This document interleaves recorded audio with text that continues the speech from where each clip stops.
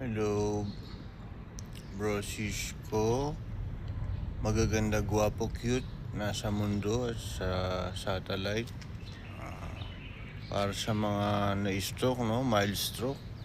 So, kumain tayo ng madudulas na pagkain siguro. Okra, kangkong, steam mo, or breast chicken, steam mo, or steam fish, no? Walking tayo, mamalengke tayo, walking, laban tayo sa buhay.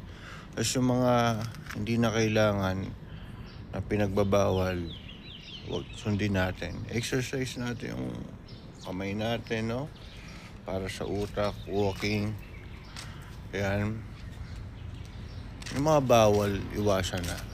Pag sinabi ng doktor bawal, okay, sundin nyo. Pero ako, gusto ko natural, steam food, yung laga mo yung okra, kalabasa, tapos kangkong, kainin mo.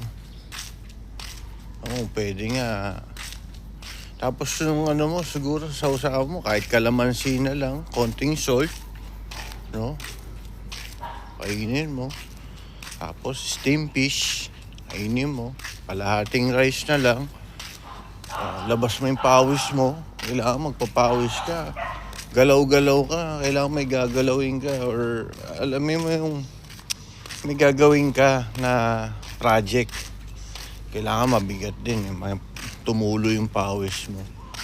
Para yung, alam mo, yung utak mo, no? Yung mga ugat na damage, magkaroon, may maayos ulit ito, no? Think ka lang, isipin mo na gagaling ka, no? Babalik ka sa dati at maniwala ka, nagagaling ka. Dasal ka sa ngalan ng Ama, Anak, Espiritu Santo, Amen. Maniwala ka, nagagaling ka. At discipline, exercise, mamalengke, pagluto mo sarili mo, pahilot ka sa minamahal mo sa buhay. Kasi yung kamay nila may healing power yan. O kahit baby oil, ganyan, no? Ipahid sa'yo. May healing power yan, no? Basta galing sa puso yung ginagawang pagmamasahe sa'yo, pagmamahal. Yun. Ganun na. At nanggaling sa taas yung pangyarihan yan. Sige. Hanggang dito na lang. Have a nice day, guys.